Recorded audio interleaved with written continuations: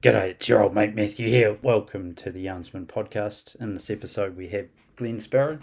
Found this episode interesting as Glenn details his experience with being adopted and reconnecting with his biological family, as well as detailing his journey with multiple sclerosis. Well, we get into a few things around suicide, so if you find that triggering, please feel free to step out or check our website for support resources. Hope you enjoy the episode as much as I did. Hello and welcome to the Yarnsman podcast. Today we have Glenn Sparrow. Glenn is a long-time Yarnsman supporter. He's a father, husband, and all-round good guy. How are you, Glenn? I'm good, thank you. Thanks for inviting me on. Yeah, it's good to have you here in the high-tech podcast studio. No cat underneath you, I don't think. But No, I haven't seen or haven't been attacked under it yet, so it's all good. What have you struggled with in the last week? Going straight into the deep end, I actually lost my father in August. He was, 83-ish. And I've sort of struggled with the whole dealing with, because there's actually been a group of four of us, all lost their dads, all since my dad passed in August. So a bunch of friends, and we've all actually lost their dads. And actually been struggling a little bit with the whole, when others get, probably maybe a little bit self-centered, but others get more attention around that than me. And it's like recognition of, this person lost their dad. I was a little bit disconnected from my family, have been for years, which is a whole different avenue. Which we'll get into. Yeah, I'm sure. But yeah, I've actually struggled with that just a little bit. I lost my dad too. I've had that a couple of times recently, and I've struggled with that a wee bit. Well, sorry to hear of your loss. It's fine. As I've said to a couple of people, and you might want to edit this line out. You didn't kill him, so it's not your fault. Sorry. Someone, dad joke. Literally a dad joke. It's quite a good one. I'd heard someone say recently one of the things about grieving is, when you're out in the community, you don't want to talk about it too much because you don't want to have to deal with the person's stupidity on top of your own grief. Have you heard that saying? No, I deal with... maybe it's not stupid. Everybody grieves differently, right? Everybody grieves differently. He's not the first person I've lost. Both I've lost people through age, through illness, a couple through suicide. And everybody grieves differently. And there's different things for different people. And it's like people also grieve when they get an illness, as I've learned, and we'll come to that. I've learned that the way everybody grieves differently. And people will empathize, but maybe not always understand or be able to relate, because everybody's processing it internally. And that's what I love about the Yarnsman, is everybody deals with things differently internally, and you guys give a shit about what people are going through, and that's actually really cool. And that's one of the reasons why I keep turning up, not just the fried chicken, which is really good. That is good chicken. It sounds to me like your way of processing grief is actually wanting to talk about it. Historically, no. Compartmentalizing, bottling it up, and ignoring it is usually my classic male. Oh, typical. And that's one of the things I love about the Yarnsman is you encourage people to actually talk about, because as males, and as a male as the males, we are shit at communicating how we feel. We're shit at talking about what's going on. Humanity is a terrible species in the first place, but males, it's what we're really bad at. And the encouraging it and the opening up, but also the times to sit down, shut up and listen to somebody else that's going through something that is something I wouldn't want to go through. But it's important to us and it's important to me to be able to listen to somebody, but important to be able to actually learning as I get older, fortunately, to talk to people. It's huge. It's hard. Yeah, listen and not always provide a solution. Yeah, that's the hard bit. What do you want to work on in the next week? It's the rundown to Christmas. A couple of colleagues and we started a business in February this year. My very strong focus is about getting us through, and then obviously I'm the sales part of the business, increasing pipeline for next year. That is primarily my focus. But in the other side of it, and it's probably it is more important, my wife and I, and son, we host exchange students, and we've had a student all year. He came to us as a 13-year-old, basically a tiny little 13-year-old boy that looked like he was been abandoned on our doorstep and didn't want to be there. He has his last day at school tomorrow, and then he goes back home to Japan.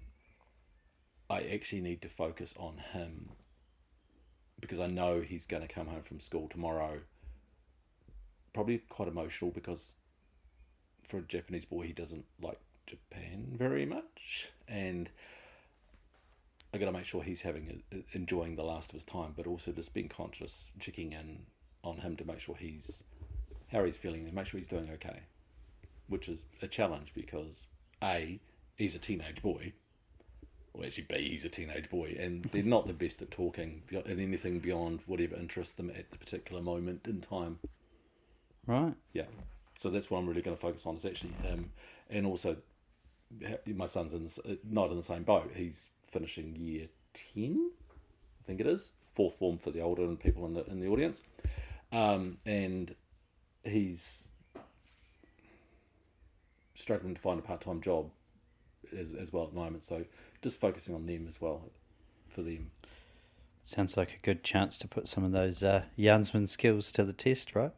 Yeah. But getting them to actually talk, mate, that's a challenge, right? Yeah, very much so. Yeah. What are you proud of in the last week, just to put some framing around the question as you suggested? Mate, I'm going to copyright that. From and you're going to growl at me because I'm going to go straight to the business side of it. From our business point of view, we actually hit November was our best month ever, and I'm actually really proud of that.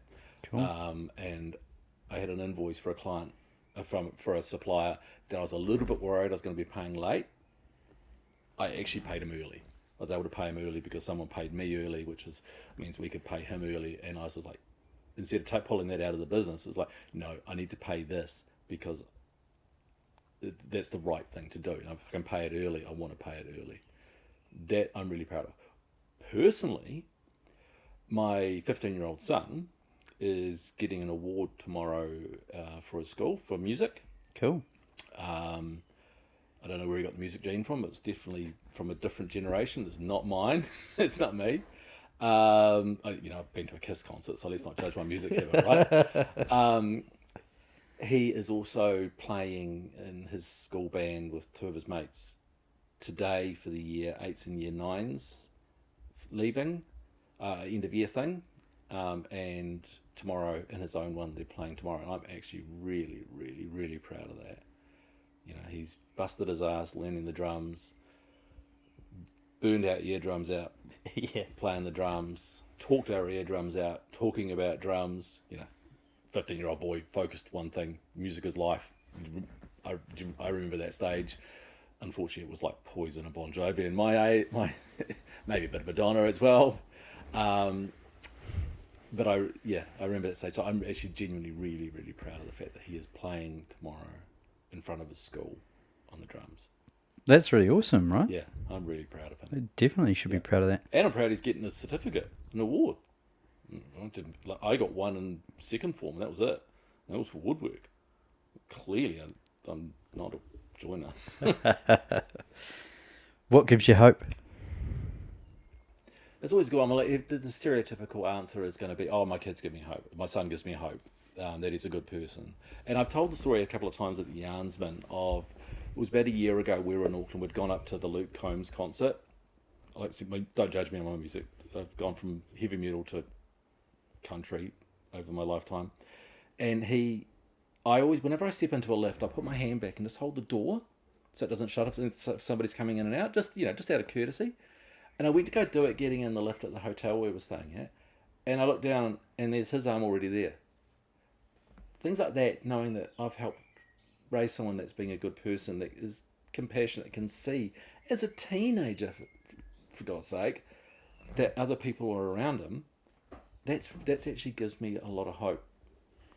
That story gives me hope too. Yeah, I'm proud of that. Good work. Yeah. We'll dive into the deeper second part of the the yarn now, Is Glenn. that time? I've got to go. Yeah. I just looked at my wrist and I didn't even have a watch on. So we talked about a couple of things we're going to dive Yep. into. Where would you like to start, mate? We sort of talked about 3 different areas of my past or present that would be interesting. First one is what it's like to grow up. I was adopted at birth. What it's like to grow up being adopted. 15 years ago, my son was 6 months old and I was diagnosed with multiple sclerosis. And the challenges around that, particularly around the mental health, but also, so one of the factors about MS is the average age in New Zealand, statistically, the average time from someone's diagnosed with MS till they give up work is 4 years. I'm nearly 15 years, and with 2 colleagues earlier this year, we started a business. That's awesome. Yeah, I'm the only one with MS out of the 3 of us, which is cool. Oh, there we go. So that's kind of a positive side of what it's like to live with the MS. So I think probably, do you want to delve into some questions around what it's like to actually live with a chronic condition and the mental health side of that? Because that's what this is about having a yarn about how dealing with shit. Yeah, well, there we go. I think let's start at the beginning. Let's talk through your adoption. This is an interesting topic of consideration for me, and the fact that we can't have children, so I'm interested to dive into that one a bit more. Yeah.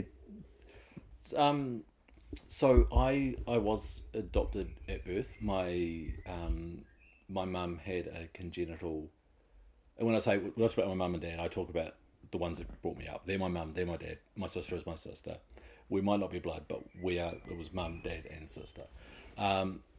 Both of us were adopted. She had a congenital heart issue and could not have. Was advised don't have children, basically, because it'll kill you.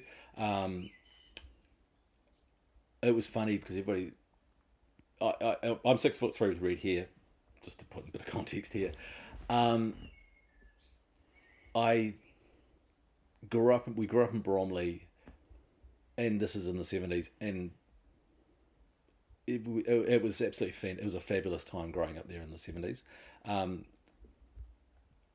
didn't know till I was probably about 7 or 8 that we were adopted, because my mum was also a redhead and my dad was quite tall, so I looked like we fitted. My sister, however, she didn't look like she fitted. She was like this short, beautiful blonde kid.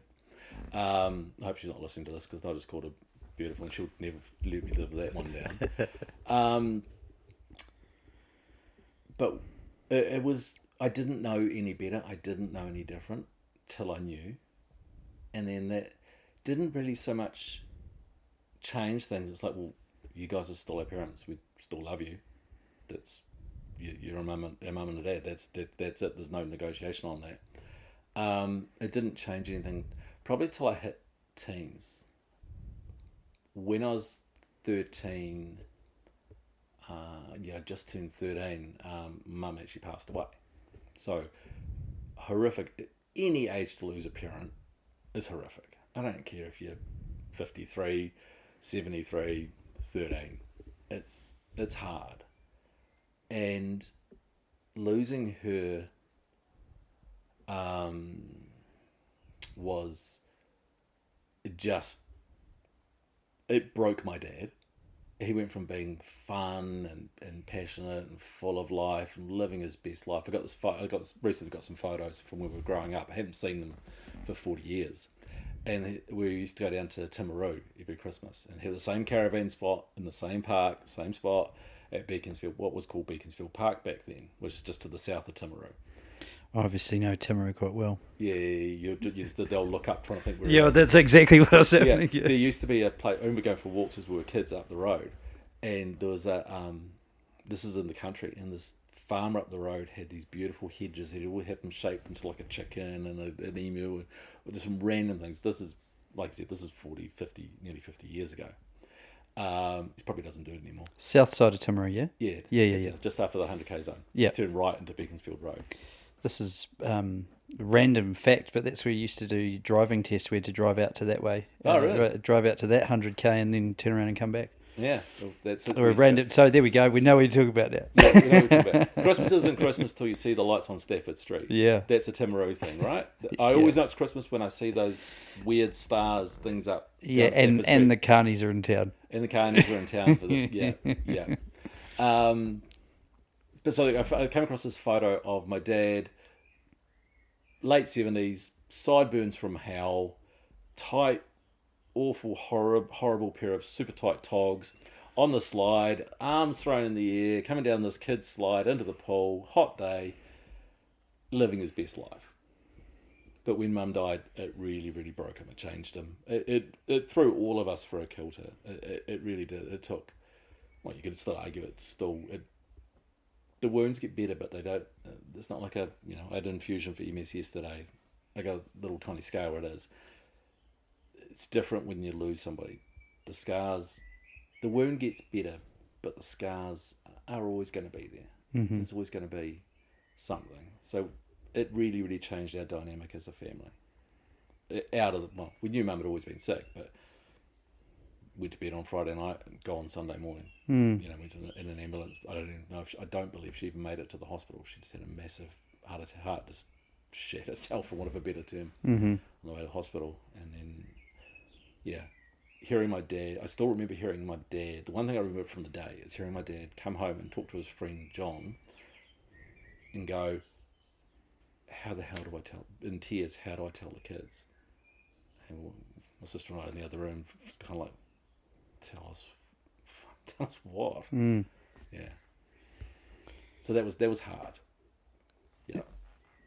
Through the process of adoption and then sort of teenage years of losing your mum, is there what was coming up for you? Was it the identity? Was it abandonment? I'm putting words in your mouth here, but what was how did you process that with the feelings that you were dealing with? There was other challenges throughout being a teenager that that sort of happened.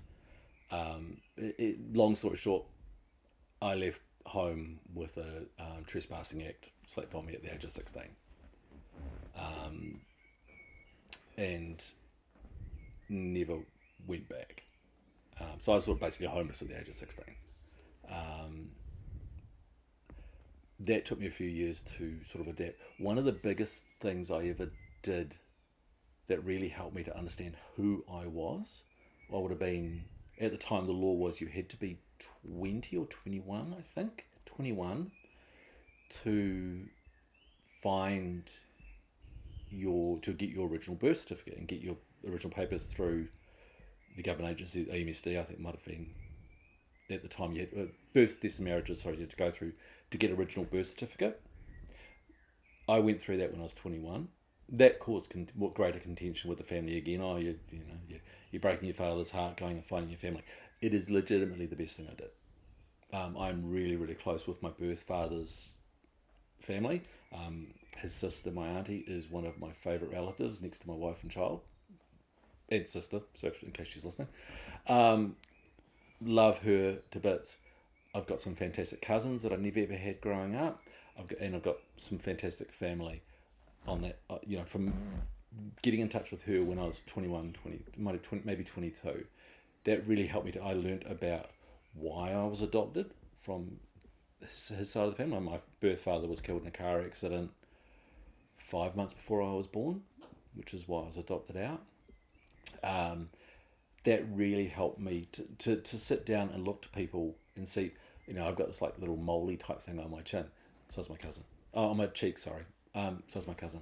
And seeing that, it just blew my mind. The first time I met her, I was like, I've got one of them.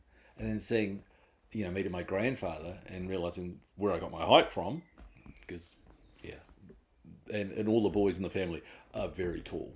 And getting to meet and understand them. I've had the absolute honour, just 16 years ago, on my birth mother's side, my sister got in contact with me randomly via Facebook and now I've met and I get on and love her to bits and love my brother to bits. I've got a half brother and half sister on that side, and I've got a half brother on my birth father's side, and love them all to bits, and got to know the family, got to know my grandparents before they both passed on both sides, and it's an absolute honour, and it helps me to understand. It helped me to understand who I was, and accept and understand. Yeah, it was the understanding, I think, of who I was and where I came from that helped me to shape where I wanted to go. And was that a big part of the I guess the challenges from 16 kind of onwards until you were able to meet your biological family? It gave me a sense of really a sense of accountability that I felt like I had to improve where I was at in life at the time and be a better person, because I learnt my birth family's legacy and some of the names around some of the legacy around that, and that gave me a greater sense of accountability than I had, and helped me realise that I needed to sort my shit out as a teenager, and even through into my 20s. I really needed to sort my shit out, and it took me some time to process things, because I'd locked it away. I'd compartmentalised it. I'd not dealt with it or not talked about it, and just drank it away. Yeah. And so the connection to biological family is the thing that really helped, and gave you a bit of pride in where you're from, and, as you say, accountability. It brought me also a lot closer to my sister and my dad. It helped a lot, because it helped me to understand. So, have you ever read The Art of War by Sun Tzu? I think there might even be on the... You might, yeah. No, but the question was, have you read it? Not have you got the book, have you read it? I've tried to read it 3 times. Yeah. And then, yeah. So in The Art of War, it talks about, if you know yourself and know your enemy, you'll win every time in a battle. Whether it's you win by choosing to retreat because you know the enemy's stronger. If you know where you're from, it helps to shape where you're going. And I knew where I was from to an extent as Glenn Sparrow, but I didn't know where I was from in that bigger picture, and that really helped to shape and provide me a lot of direction. Yeah, it's really interesting. Thank you for sharing that. Moving on to the MS diagnosis. Yeah. How did that come about? So, I'll try and make this a little bit lighter the way I tell the story. You can tell it however you like, mate. As I said, I've got to know my birth sister and my birth brother. They both live in Hamilton. And when my sister first got in touch with me, she's just like, I said, oh, by the way, you're going to be an auntie in a few months. And she just started bawling because she was going to be an auntie and she didn't know about that. And we all got to meet. She got married end of January 15 years ago. 2010. And asked me to go up and photograph her wedding. Also wanted myself and Debbie and my son Hayden at the wedding, but asked us to go up and photograph the wedding. So we went up to Hamilton, photographed the wedding. I woke up and we'd had a couple of drinks, and I literally mean a couple of drinks the night before, and I just sort of felt a little bit off. And then I woke up in the middle of the night at my brother's house, and I had to go. Typical. Middle-aged man, had to go to loo. So, but I felt myself ricocheting like it was in the aftershocks through the house to go to the toilet. And I thought, I went to see my wife and went, something doesn't feel right. I don't feel right. But went back to bed. And I felt like I'd had 2 beers, but I felt like I'd had like a couple of dozen beers. Long story short, I woke up in the morning with double vision. And my equilibrium was gone.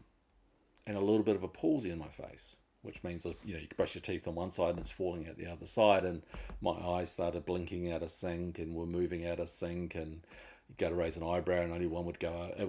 So I developed a bit of that. Photographed the wedding. So for the record, photographing a wedding after... mate.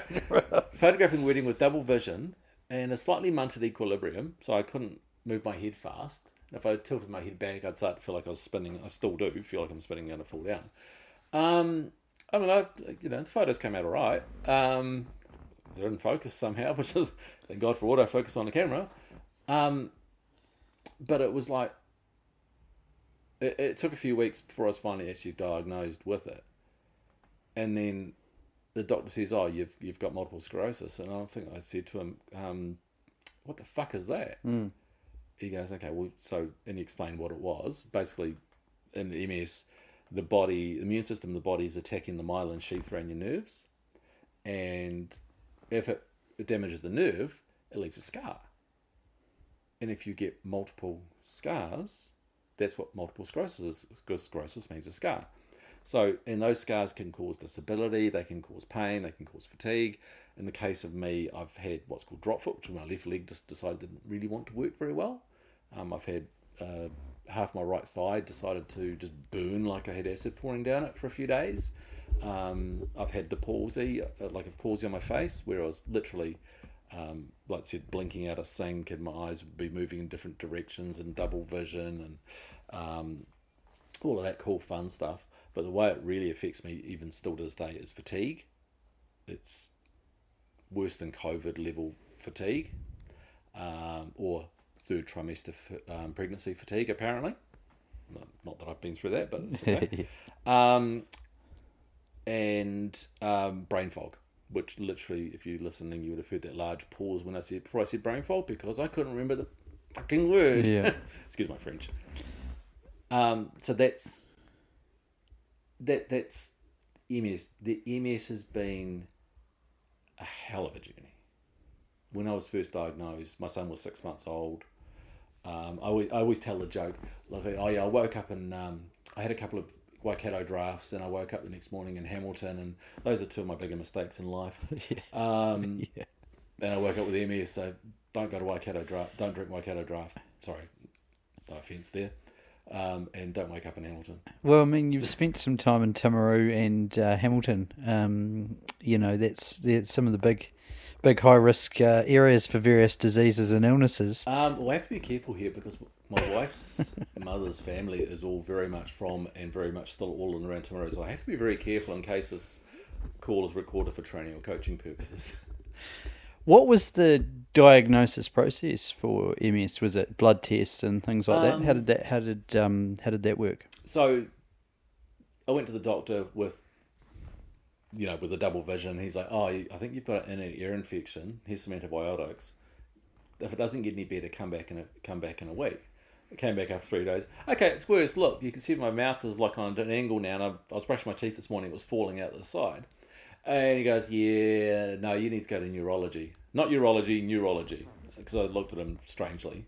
He says, "It's amazing how many times I've been asked to be put through to neurology at the hospital, and to get put through to urology, or the other way around. And the two don't mix too well." I do miss my doctor that I used to have back then. This is pre-Quakes, obviously. He doesn't practice anymore. I went into the hospital.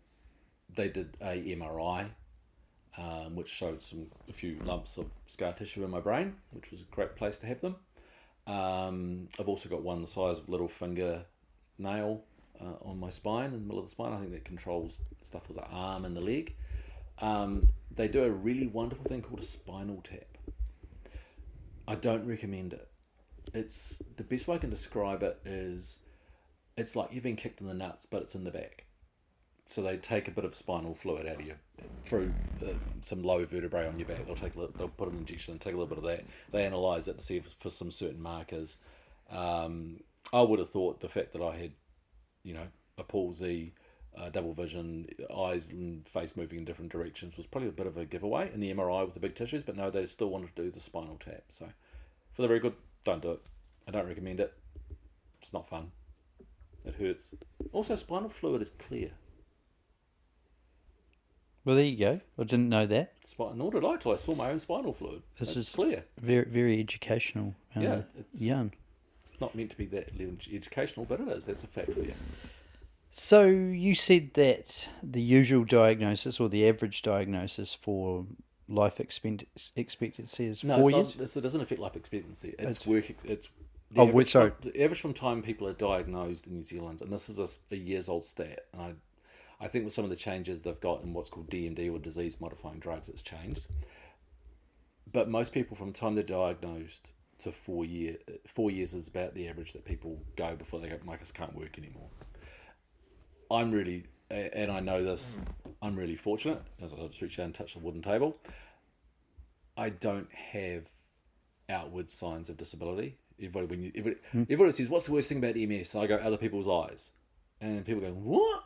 I said, it's the look in other people's eyes. It's go, hey, I've got MS. And they look down to try and find the wheelchair, or they look down to see the cane, but you look okay. I mean, yeah, but I've still got it.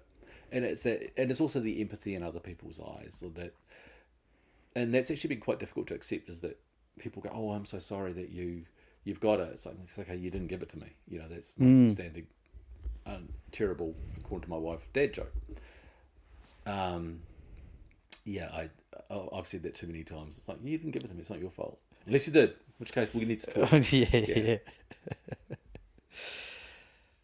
And so, 15 years on, Yep. what does daily life look like to you? You talked about infusions. Yeah. So every 6 weeks I go to, I'm a guest at Te Wharewaura. Again, and thank God I'm born in New Zealand, because we've got great medical support, particularly with Pharmac, because they fund my drugs, the infusion that I get. I don't know what's in the infusion. Don't really want to know, but I know, and I can say this all certainty, I am not allergic to mice. Well, there we go. Because I've been tested. Which is why I don't want to know. But I always make jokes after the infusion, and the people go, oh, how do you feel after the infusion? Oh, great, but I really feel like cheese. Because it's, another dad joke, because that's what I do. That's the only thing I take. I'll have 4, maybe 6 Panadol a day, because I've just, there's always pain in my body in one way, shape or form.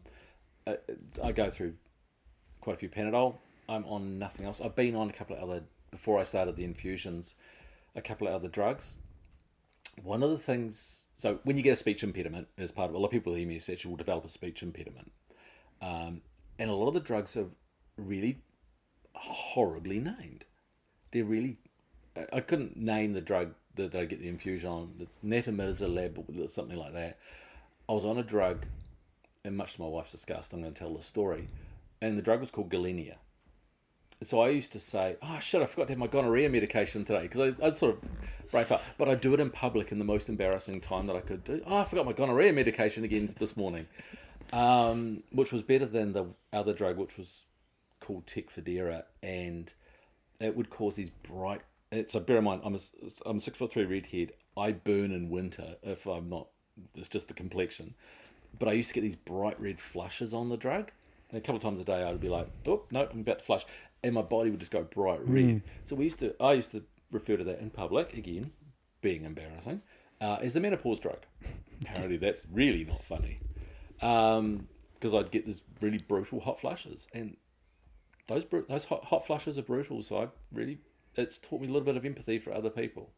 But the naming conventions around a lot of the medical staff and the procedures and the drugs, they're rough. They're hard to say. Yeah. How do you plan your day in terms of, with brain fog and things like that? Do you know how much mental effort and things you have during the day, or does it vary?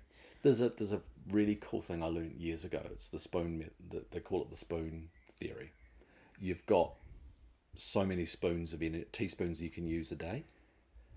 Some days, and at the extreme case of MS, some days you might use a teaspoon getting out of bed, might use a teaspoon having a shower, you might use a teaspoon having breakfast, you might need to have a nap because fatigue before you can do anything else. Some days, we went for my 50th to the States. I walked on an all-day walking tour from Central Park down Fifth Ave into Times Square, caught the subway, Staten Island, see the Statue of Liberty, ferry back through Grand Central Station, all the way back to a hotel on wherever we were, basically near Times Square. I had enough spoons for that, and then another spoon to go and have dinner. Sundays, I'll get to lunch and I'm like, I need a nap. Mm-hmm. Maybe it's because I was pushing myself because it was all new and wonderful and exciting. Mm-hmm. But it's about knowing if I've got 3 big meetings, I might, and I'm fortunate now that I can do this because, self-employed. I might be like hit 2 o'clock in the afternoon. It's like, actually, I'm going to go for a lie down for an hour. I might need to do that because I know that some of the stuff I need to do, I can do it. Reconcile the accounts at 10 o'clock at night on my phone and Xero. It's great. You can do that. It's there's just knowing and planning, knowing if I've got a big massive day, maybe the next day keep it a little bit lighter, not plan so many. Normally the day after infusion I don't plan to do much, but I'm here all morning and I've got an event to go to tonight, so I'll probably have a nap this afternoon just to get some energy back into the brain. I guess the planning thing's a huge thing, and having the flexibility of working for yourself really makes it a difference. When you were gainfully employed, Yep. how were your employers to this? Both. Everybody's always been fantastic because I'm really upfront about it. I used to write blogs about living with MS, and so it's not hard to research to find the blogs if you hunt online. And I don't shy away from the fact I've got it. I don't lead with it in the job interview, but in a job interview, it used to be first interview. I would be like, "Well, is there anything else we need to do?" Yeah, so 10, 8, whatever, 5 years ago, I was diagnosed with MS. Okay, well, how does that affect you? Da-da-da-da-da. Okay, cool. I mean, I'll be forever grateful to a guy, to Nick and Ratu, who owned a company I used to work for called Lateral Security. 6.5 years ago, they, knowing I had MS, took me on as the South Island account manager for Lateral Security. I'll be forever and grateful to Nick and Ratu for taking me for a punt on me to do that role, because I wouldn't be working with the 2 brilliant people I'm working with now, and the 3 of us wouldn't own our own cybersecurity firm if it wasn't for that whole chain of events that's led to that. And so I'm forever grateful to them. Yeah, it is great that people take chance and give you that. Not every job employer is going to be great. No. I've heard horror stories from other people with MS and other forms of disease. I suppose that comes from a lack of understanding. I wanted to ask about, I suppose, connection or support. I don't want to say support group, but I'm saying support group around MS. And have you been involved with any of that? Do you have peers to share your experience to talk about those things with? So when I was first diagnosed, things have changed, fortunately, over the last 15 years. But when I was first diagnosed, I didn't even want to Google the shit out of that. I didn't even want to know what I had. I just wanted to get on with life as much as I could. There was nothing. Maybe like a brochure. This is MS sort of thing. That was about it. And there was no real support. There was nothing. After a few years, once I came to understand it, I realised there was a great society in Christchurch called the Multiple Sclerosis and Parkinson's Society. I ended up getting involved with them. I was recommended, I think, through my neurologist, actually. And then ended up on the board for that. Through that, I met a wonderful lady by the name of Ingrid, who introduced me to a thing called Oceans of Hope. This is a cool story. So, do you know the Spirit of New Zealand boat? Yes. The big tall ship? Yeah. That's, yes. Imagine that bunch of 30 people, 20, 25 people from around the world, all with multiple sclerosis in varying stages, from wheelchairs through to fully abled, taking that thing for a hoon around Auckland Harbour to Tauranga over 5 days. That's cool. With crew, just to make sure we didn't crash. But we were responsible for sails up, sails down, all the meals. 25 people. So Oceans of Hope is an absolute, and this is an absolute shout out for them, because I think they do amazing things as a charity globally. You can go, they'll do sailing things in Croatia, which looks stunning, and around the UK. Cold, wet, nah. But it was an absolute, really, really helped. And we've, this is 6 years ago, I went on Oceans of Hope. Still in contact with a lot of the people I went on that boat with that day. Was that because like-minded, Yeah. shared an experience together and Yeah. felt that connection. Yeah, the boat's not designed for tall people. There was a couple of us on there that are a little bit taller, and there was one lady. She was sitting there, and I walked. I ducked my head down, which means I couldn't see where I was going, and I stood on a foot as I went to go stand up to get back up into where we were having lunch, and I go, "Oh, I'm sorry, I'm sorry, I stood on your foot," and she goes, "Don't worry, I haven't felt it for 5 years," and I just looked at her, and we both just burst out laughing. That's that sort of jokes only people with MS can, or only people living with MS can make that sort of joke. It's like, we understand what it's like to lose your words, or to lose the use of a leg or an arm, or, in her case, not feel a foot for 5 years. Yeah. And humour and sarcasm being a way of dealing with things, right? Yeah. You can't take yourself seriously. Sorry, I can't speak for other people. I've learned not to take myself seriously. I make jokes, I can trip over oxygen. I make jokes, I can get lost in the same sentence. Because, I can trip over oxygen. I have in the past, just tripped over nothing because my left foot decided to stop working. Humour is how humour and bad jokes is how I've learned to adapt to things. Not always appreciated, but sometimes, yeah. How has the MS diagnosis and living with MS impacted on your well-being, your mental health? There's a really long pause there, because there's two answers to that question. How has MS changed me is a question which is different, but I think it's more important. How has MS changed me? MS has made me a lot more empathetic. I understand when someone's going through something physically challenging, and I also understand the mental health side of things a lot more. And I think that has made me a much, much better person. I'm not afraid to go to somebody, whether I get on with them or not, and go, "Yeah, okay," because that's what you do. That's the right thing. I don't always do it, but I try.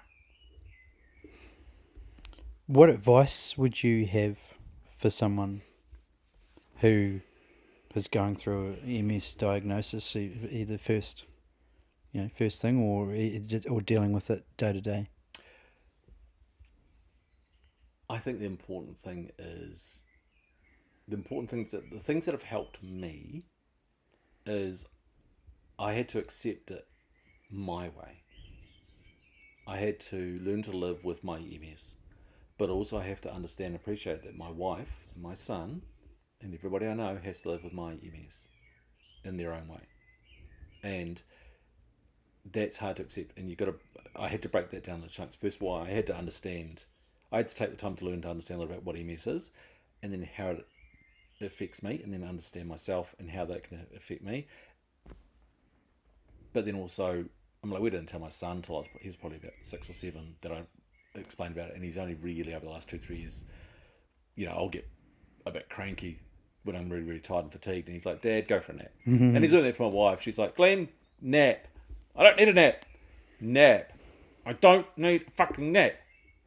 I need a fucking nap." And I'll go have a nap because I just get tired. The worst bit of the MS fatigue is you wake up after an hour-long nap and you're still bloody tired. Yeah. So that's the first thing is I had to learn to accept it and cope with it my way. And that part of that was researching it. Part of it was then writing about it and using humour to write about what it was like to live with MS. But that would be my thing is you have to learn to accept it your way. Also, don't Google it. Just don't Google it because just don't Google it. You'll see some horrible stories because not everybody's different. They call it a snowflake disease because everybody is different. There's some patterns, palsy can be palsy, eyes, just like gait issues, fatigue, brain fog, but everybody's different. So, And there is those places, those groups to go and tap into and Yep. sail a boat or whatever, Yeah. which can really help, Yeah.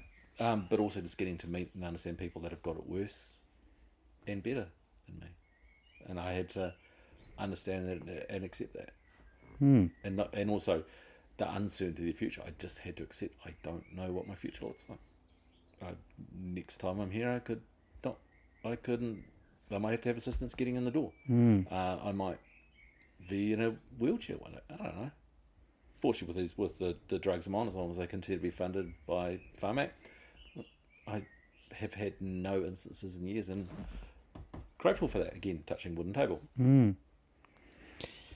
Well, Glenn, it's quite a yarn, right? And to be able to accept where you're at in your own way, that's a really positive thing, and Yep. it's really awesome to hear. Yeah, it wasn't easy. I mean, I really struggled. I personally really struggled with depression when I was first diagnosed. And this is the deep, dark part of the story, if you want. I went to the doctor. I remember driving down to Invercargill, and because I was a travelling sales rep in the telco industry, I was really struggling, and all I could imagine was pulling out in front of a truck, because I couldn't imagine how life was going to continue on with the MS. I got to Invercargill and I had a really good chat with a friend of mine who I have since lost to suicide, which pisses me off because he didn't reach out to me. And it's also my fault because I never really kept that greater contact with him after we sort of separated for a while. But he helped save my life. Then I went to my doctor and he's like, you're depressed, you need to go on antidepressants. So that's the other part of learning to cope, is I had to accept that medication is there to help you, and the infusions helped me to maintain the MS, but for the 3 years I was on antidepressants, it's what I needed to help learn and adapt to living with MS. Giving you time to come to your own acceptance in your own way and understand about it. And right? fortunately, it was right through the earthquakes as well, so I didn't really care about them as much. that was a bonus. Take the edge off. Yeah. Yeah, but it's that's the darker side of it, is that depression, suicide is actually the biggest killer of males in MS, with MS in New Zealand. That's a stat I read years ago. That is the biggest killer, and I could have been one of those numbers. I didn't, because I loved my wife and son too much, and I knew that they would accept, and if I got worse, I'd adapt, because there's a huge uncertainty and lack of training around and support at the time for people with being diagnosed. I knew that they would have my back 100%, no matter what. That was what I needed to do. But I guess the biggest lesson from learning to live with MS is that there is medications to deal with most of the symptoms. The other symptom that you can't deal with is the loneliness, because you do feel isolated sometimes, and that's talking with people. But don't be if someone is struggling with depression, go to your fucking doctor, and go to a friend that will listen. But if you are struggling, please go to a doctor. I've buried too many people. I've lost too many people to suicide over the years. I don't like it. Or reach out to somebody for a yarn that will save someone's life. Be available. It's a strong way to finish with a great message, and obviously one we strongly believe with the Yarnsman. Yeah. Glenn, thank you so much for the yarn today, mate, and being open and honest, and there's some amazing story there, and There's a few stories, but yeah. Appreciate your support. Yeah. Thank you for the opportunity. I really appreciate it, and if anything from my story can help one person, then time well spent. Good man. Thank you. Thank you.